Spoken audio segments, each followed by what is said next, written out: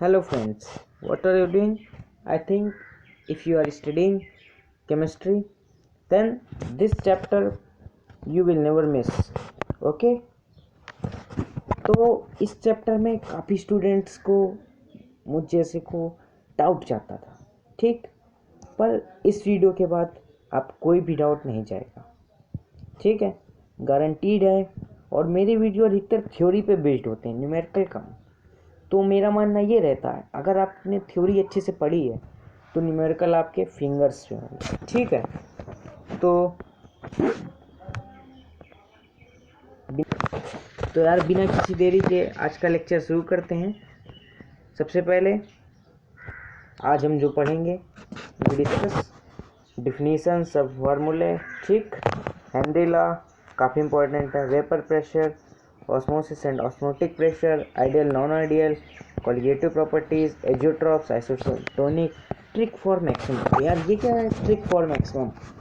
तो यार NEET हो या मेंस हो, दोनों में एक क्वेश्चन अधिकतर आता है कि मतलब maximum vapour pressure, maximum boiling point, maximum osmotic pressure किसका होगा। तो यार उसके हम आज ट्रिक सीखेंगे जिससे आप in a very less time you will do that questions, ठीक?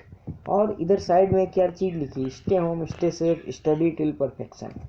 तो यार ये बात सुनने में थोड़ा अजीब लग रही होगी, स्टडी टिल परफेक्शन, कितना पढ़ें कि परफेक्ट हो जाए। पर यार ये चीज़ बिल्कुल सही लिखी है। मतलब आप किसी भी चीज़ को पढ़ें, लेकिन ऐसा पढ़ें कि फिर चाहे आपको चाहे जहाँ का सवाल दिया जाए आपके वो फिंगर्स पे हो, ठीक है? तो फ्रेंड्स इसी आशा के साथ कि आप स्टडी टिल परफेक्शन पढ़ेंगे, आज के लेक्चर को आगे बढ़ा। तो यार अगर आपने हमारे चैनल को लाइक या सब्सक्राइब नहीं किया है तो लाइक और सब्सक्राइब कर दें, और कमेंट ज़रूर किया करें, क्योंकि यार कमेंट एक ऐसी चीज़ है जो आपके एक लाइक और एक सब्सक्राइब से कहीं बढ़कर होती है। कमेंट से यार उसे ये रहता है कि यार लोग वीडियो देख रहे हैं कम से कम, ठीक है? तो कमेंट ज़रूर करें। तो देखते हैं आज का टॉपिक। पहले डिफिनीशन, ठीक? तो यार सोल्यूशन है क्या, किस बला का नाम है, ठीक? Solution are homogenous mixture of two और मोर देन टू कंपोनेंट्स, ठीक? तो यार कंपोनेंट्स का हिंदी मीनिंग यार घटक होता है। अगर आप हिंदी में लिखना चाहें तो घटक लिख लीजिए, ठीक? और होमोजेनस क्या होता है, ठीक है? तो होमोजेनस का बेसिकली मतलब यही होता है कि उसकी जो प्रॉपर्टीज और उसका जो कंपोजिशन, यानी कि जो इसका मिक्सचर है वो पूरी प्रोसेस के दौरान सेम रहता है, यानी पूरे मिक्सचर में कहीं भी, ठीक, सेम रहेगा, ठीक है? फिर अगर आपको डिफिनीशन क्लियर है तो आगे बढ़ते हैं, नहीं फिर एक और बार आप पढ़ लीजिए, पॉज करके एक बार और याद करिए, ठीक? फिर आते हैं यार सम बेसिक फार्मूला, ठीक? तो पार्ट्स पर मिलियन ये NCERT से लिए गए हैं सारे, ठीक? तो number of parts of component, जैसा कि आप सभी जानते हैं मिलियन यानी 10⁻⁶, तो मल्टीप्लाई कर देंगे, ठीक? Number of parts of component upon total number of parts of all component of the solution, ठीक है? यानी जिस पार्ट का हमें निकालना है उसे ऊपर, बाकी जितने बचे, ठीक, XYZ ABCD सबको जोड़ के नीचे इंटू 10⁻⁶। मोल फ्रैक्शन यार ऐसे याद रखो, number of moles of component, यानी जिसके हमें निकालने हैं। जैसे वाटर और एथाइल अल्कोहल दिया है, तो आप अगर वाटर के निकालने हैं तो वाटर के नंबर ऑफ मोल्स ऊपर रखो, ठीक है? नंबर ऑफ मोल्स का फार्मूला नहीं आता तो याद रखो वेट अपॉन मॉलिक्यूलर वेट, ठीक है? M बना है, ठीक? तो ऊपर ये तुमने रखा, नीचे दोनों का सम, यानी वाटर का भी और एथाइल अल्कोहल का भी, ठीक? तो ये तुम्हारा हो गया मोल फ्रैक्शन। फिर आता है मोलैरिटी, W/MB। मोलैरिटी में यार याद रखना, मोलैरिटी में V आएगा और V की जगह मोलैरिटी में W आ जाएगा। इतना बेसिक सा डिफरेंस है, और दोनों में ये, इसमें V लीटर में है और W kg में है, ठीक है? तो यार ये बेसिक सी कुछ फार्मूले थे, आगे बढ़ते हैं। फिर यार आता है काफ़ी इम्पोर्टेंट टॉपिक, शायद आपने सुना हो, ना सुना हो तो आज सुन लीजिए, हेनरीज लॉ, ठीक है? चाहे बोर्ड ऑफ पॉइंट व्यू से हो, चाहे नीट पॉइंट ऑफ व्यू से हो, या फिर मेंस पॉइंट ऑफ व्यू से, तीनों एग्ज़ाम के लिए, या फिर किसी और पॉइंट ऑफ व्यू से हो, चाहे वो BHU के लिए हो, ठीक? ये काफ़ी इम्पोर्टेंट टॉपिक है, आप सभी जानते हैं, ठीक है। तो इसमें कुछ नहीं है यार, हल्का सा पढ़ो, इतनी सी 1.5 लाइन की मुश्किल से डिफिनीसन है, ये अगर तुम्हें आ गई तो फार्मूला तो आ ही जाएगा। तो यार देख लेते हैं फटाफट डिफिनीसन। अमाउंट ऑफ गैस, यानी कि जो अमाउंट ऑफ गैस है तुम्हारा किसकी, in unit mass of solvent, okay, in unit mass of solvent is directly proportional to the gas pressure at constant temperature. यार इसका मतलब क्या है, ठीक है। तो यार कोई भी गैस का अमाउंट, ठीक, जो यूनिट मास ऑफ सॉल्वेंट में हो, ठीक है, तो किसके डायरेक्टली प्रोपोर्शनल होता है, प्रेशर ऑफ गैस। यानी कि जैसे तुमने कोई गैस घोल दी सॉल्वेंट में, घुली हुई है, तो उसका जो अमाउंट होगा, ठीक है, तो वो डायरेक्टली प्रोपोर्शनल होगा आपके प्रेशर ऑफ गैस, उसी गैस के प्रेशर के कांस्टेंट टेम्परेचर पे। और यही चीज़ होता है यार, W is directly proportional to P, यही चीज़ यहाँ लिखी है। और जो प्रेशर होता है वो होता है x के। 3 डिफिनीशनें बेसिकली होती हैं इसकी, आप यही याद रखिए, बहुत बड़ी बात है, क्योंकि ये तीनों में सबसे इम्पोर्टेंट है, ठीक है। और P इक्वल टू फिर एक डायरेक्टली प्रोपोर्शनल था, तो कांस्टेंट जोड़ दिया जिसे कहते हैं Henry, to give him respect, scientist थे, ठीक। फिर ये 3 यार की पॉइंट्स, ठीक है, कुछ याद रखो या ना रखो, इन्हें ज़रूर याद रखो, क्या पता इन्हीं सवाल फंस जाए, ठीक है। मोलरिटी ऑफ प्योर वाटर, ठीक है। जो स्टूडेंट्स BHU के लिए भी तैयारी कर रहे हैं उनके लिए भी ये काफ़ी इम्पोर्टेंट है। अगर आप मेरे वीडियो केवल देखते हैं तो लगभग 50 क्वेश्चन रहते हैं केमिस्ट्री के, 50 में से आप 30 प्लस कर पाएंगे अटैम्प्ट, ठीक है। तो watch this video till and. तो मोलैरिटी ऑफ प्योर वाटर, यार मोलैरिटी ऑफ प्योर वाटर 55.56 याद रखिएगा। यूनिट क्या है, मोल पर लीटर, यूनिट क्या है, मोल पर लीटर।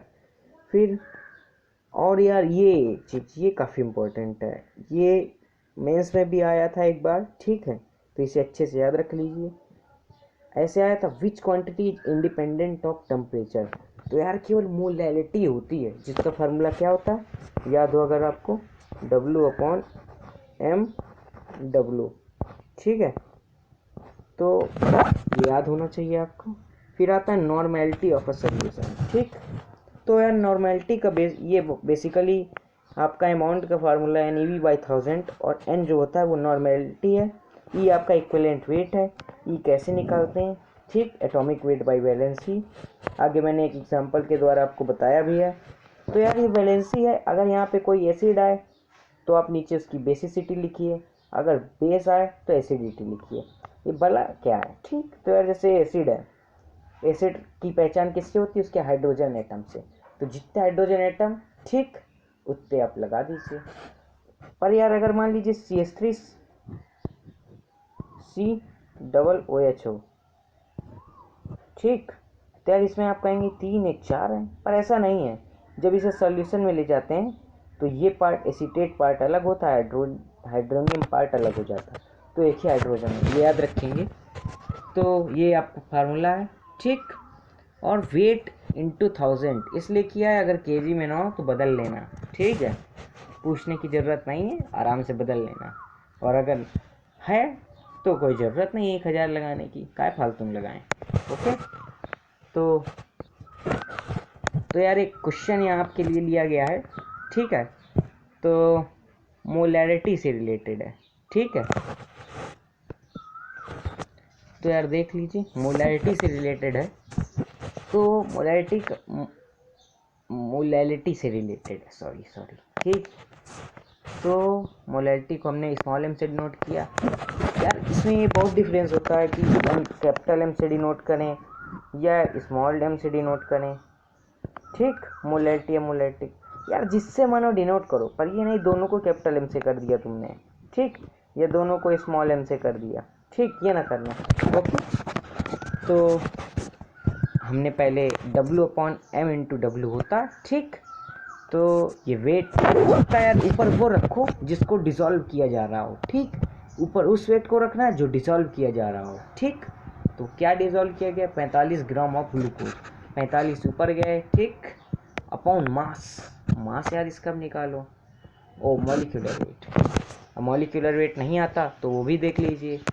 कार्बन का होता है एटॉमिक वेट 6, वो atomic number 6, atomic weight just double होता है अधिकतर में, तो जस्ट डबल 12, 6 है, 12 6 72। ऐसे हाइड्रोजन का एक एक होता है, तो 1 × 12 12। ऑक्सीजन का 16 होता है एटॉमिक वेट, 16 × 6 96। सबको जोड़ेंगे आएगा 180, अपॉन में रख दिया आपने 180 इन 1000 ग्राम है यानी 1 kg, तो कोई ज़रूरत नहीं, 4500 के 0.25 m। ठीक, ये आ गया आपका। ठीक है, तो ऐसे ही आप एनसीईआरटी से लेके क्वेश्चन प्रैक्टिस कर सकते हैं। एनसीईआरटी से मिलता जुलता हुआ एक क्वेश्चन है। ठीक, फिर आते हैं वेपर प्रेशर। ठीक, तो वेपर प्रेशर क्या है? ठीक, तो for a solution of volatile liquids, यानी कि वोलाटाइल यानी कि जो वाष्प न बने। ठीक है, ठीक, the partial vapour pressure of each component of solution is directly proportional to mole fraction present in the solution. हल्का हल्का आपके हेनरी लॉ से मिलता है, पर वैसा नहीं है। इसमें अगर आप टोटल पी निकालते हैं, ठीक, तो P1 + P2 plus dash dash dash Pn तक हो जाता है। ठीक है, ये भी आप याद रखिएगा। और फिर यहाँ एक हाइलाइटर से किया गया है कि non volatile solute decrease the vapour pressure of solution. तो जितने भी आपके नॉन वोलेटाइल सॉल्यूट है, अवाष्पीय सॉल्यूट, वो वेपर प्रेशर को डिक्रीज कर देते हैं, याद रखिएगा। ठीक है, क्योंकि एमसीक्यू टाइप में ये पूछा जा सकता है आपसे किसी भी कंपटीशन में। और फिर यार फार्मूला काफ़ी होते हैं, जैसे यहाँ पे PS रखा है हमने, तो यहाँ P0 भी रख देते हैं कई फार्मूलों में। तो यार ये वाला बेसिकली याद रखो, इसी से सब निकाल दोगे तुम। ठीक, बिना किसी दिक्कत के इसी से सब निकल जाएगा। तो दिक्कत लेने की यही लगाओ, करेक्ट आंसर आएगा, कोई दिक्कत नहीं है। फिर इसी को हमने ये लिख दिया है। ठीक, और फिर एक बार आप देख लीजिए, P0 - PS upon PS equal to N/N, N यानी जो आपके ये W/M number of moles of solute, ठीक, इनटू सॉल्यूट। ठीक है, तो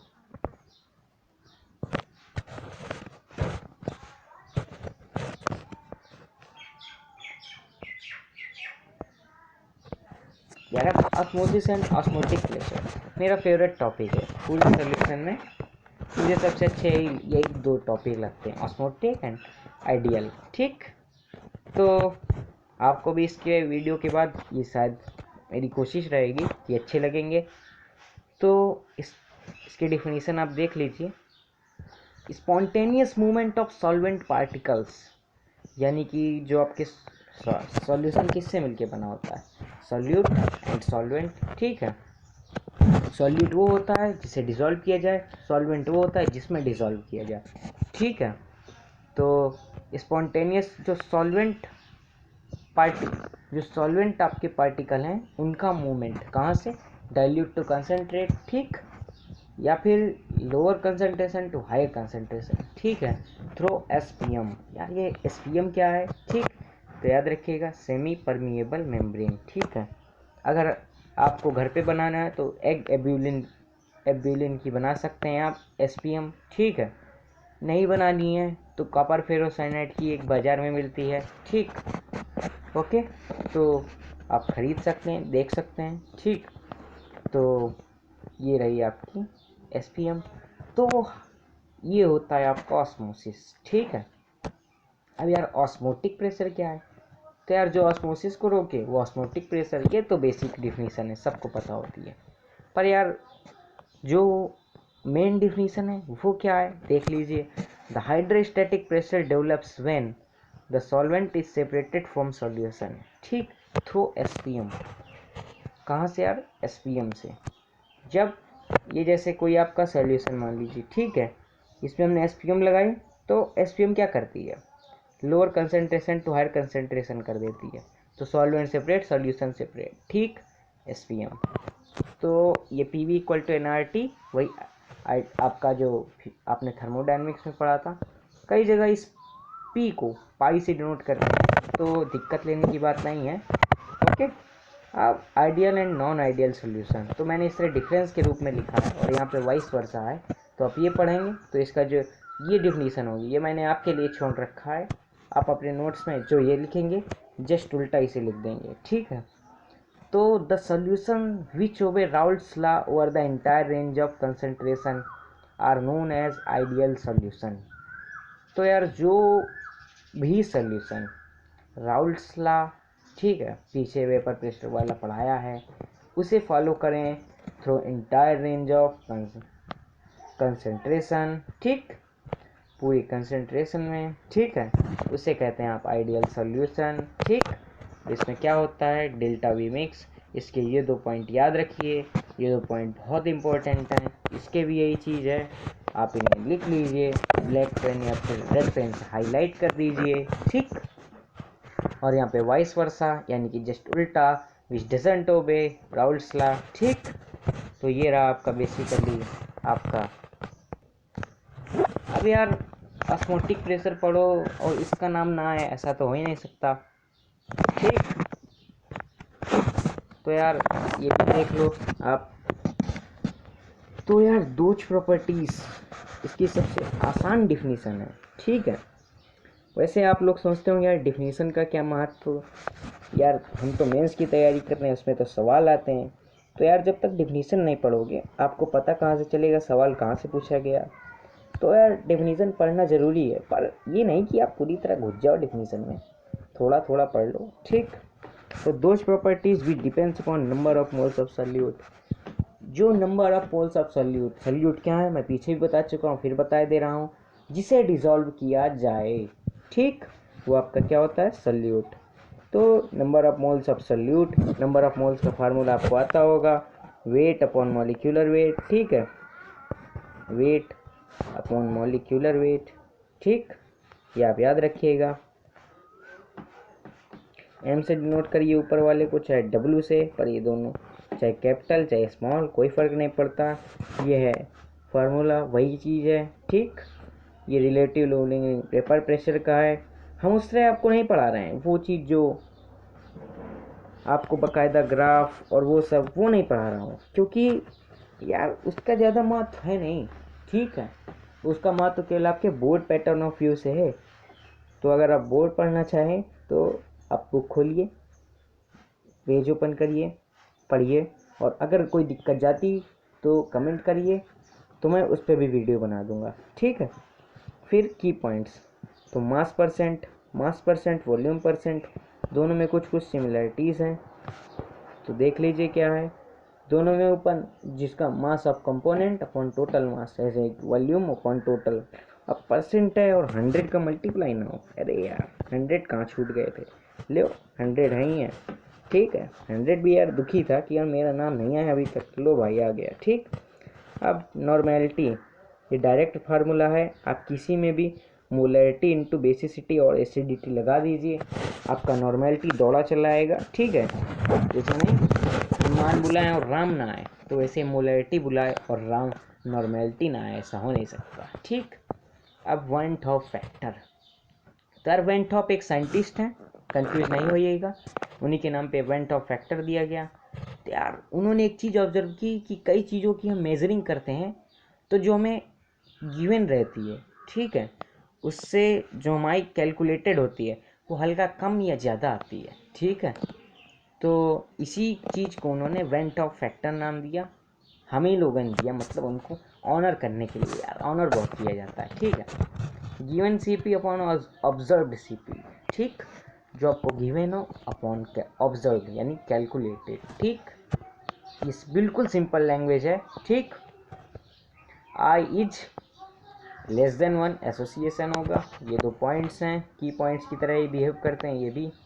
आई is less than 1 association, i is greater than 1 dissociation. एक बार फिर आप याद रखिए, i is less than 1 association, i is greater than 1 dissociation, ठीक, DOG, ठीक। अब यार ये सोच रहे हो कि यार सर कुत्ता कह रहे हैं, तो यार कुत्ता नहीं कह रहा हूँ, DOG मतलब डिसोसिएशन जी से ग्रेटर, ठीक, आई ग्रेटर होगा DOG, ठीक। और बाकी बचे हुए एक्सेसिस। तो ये भी आप याद रखिए, आई इक्वल टू क्या होता है, given C P upon observed C P. क्या होता है यार, एक और बार देख लीजिए, given C P upon observed या कैलकुलेटेड सी पी। ठीक, तो यार आप बेसिकली अब आगे बढ़ते हैं आइसोटोनिक। यार मैंने थर्मोडायनेमिक्स में बहुत बार आइसो वर्ड का मतलब बताया था, ठीक है। अगर आपको आता है तो बहुत सही, अगर नहीं आता तो देख लीजिए, फिर आप फिर याद रखिए, फिर नहीं भूलेंगे। तो आइसो मतलब सेम और टोनिक मतलब प्रेशर। ठीक, तो कौन सा प्रेशर, सोल्यूशन में यार एक ही प्रेशर होता है, ऑस्मोटिक प्रेशर। ठीक है, तो लगा दो भैया, क्या है, solution having same osmotic pressure are called isotonic solution. ठीक, अब ये सोचेंगे आप एग्जाम्पल लिखें, नहीं एग्जाम्पल नहीं है यार। ठीक, आगे फिर आपको मैंने लास्ट में ऐसी ट्रिक बताई है जिससे आप ये वो तीनों वेपर प्रेशर, बॉइलिंग पॉइंट और ऑस्मोटिक प्रेशर तो मैक्सिमम फाइंड कर ही लेंगे, मैक्सिमम मिनिमम, साथ में आइसोटोनिक भी यार उसी से निकल आएगा।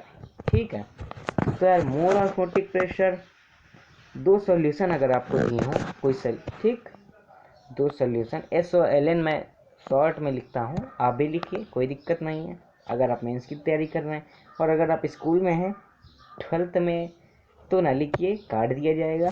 ठीक है, मोर osmotic pressure hypotonic, less osmotic pressure hypotonic. ठीक, तो ये है। अब एजियोट्रॉप से बेसिकली डिफिनीशन बड़ी हार्ड है, बड़ी 1.5 लाइन की हो, पर ये इतनी हार्ड है कि शायद आपको भी समझने में थोड़ा टाइम लगे, पर आप एग्जांपल से देख लीजिए। जैसे आपने मिल्क और वाटर हैं, ठीक, मिल्क बॉयल होता है 110 पे, वाटर 120 पे। यार वाटर तो 100 पे हो जाता है, आप कहेंगे अरे यार मान लिया है जमसन है, कुछ भी मान लो, फिजिक्स केमिस्ट्री है, कुछ भी मान लो। हीट किया तो जो तुम्हारा मिक्सचर आया वो अगर कम होता है, ठीक, कम डिग्री पर या ज़्यादा डिग्री पर, तो तुम्हारे एजियोट्रॉप्स होते हैं। जैसे हमने 120 130 मिला, 140 हो गया, फिर मिल्क और वाटर लिया था। ठीक, तो यही एजियोट्रॉप्स है, solution which boil at constant boiling point and can distil and change in composition. ठीक, याद रखिएगा। ओके, अब यार जो मैंने आपसे कहा था, मैं आपको बहुत इंपॉर्टेंट ट्रिक बताऊंगा। यार यहाँ पे एक चीज़ नहीं लिखे दे रहा हूँ, या फिर आप खुद लिख लीजिएगा।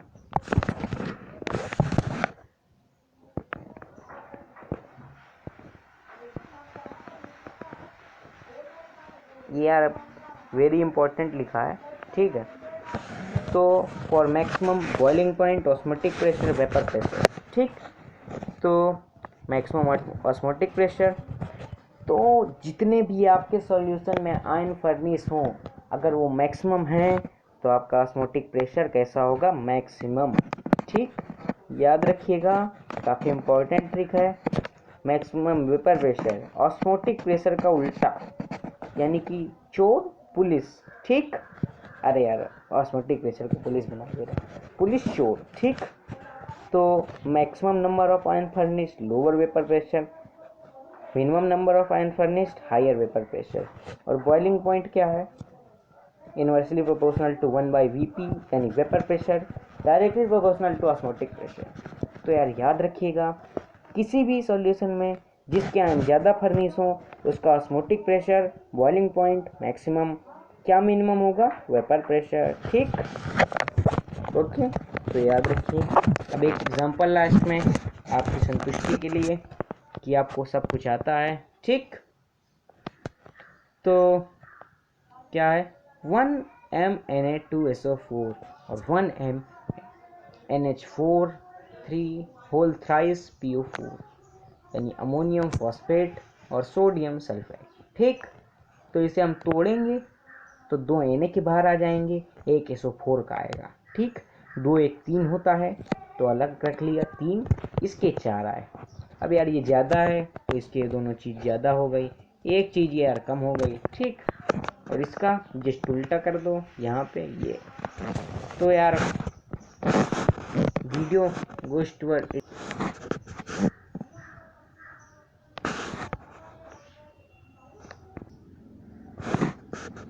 तो यार अगर आपने चैनल को लाइक और सब्सक्राइब नहीं किया है तो यार लाइक और सब्सक्राइब दोनों कर दीजिए और बेल आइकन को प्रेस कर दीजिए, ताकि पुराने वीडियोस जिसमें बहुत इंपॉर्टेंट ट्रिकें छुपी हुई हैं और आगे आने वाली वीडियोस जो बहुत इंपॉर्टेंट ट्रिक बताएंगे, दोनों आपके पास सबसे पहले पहुँचे।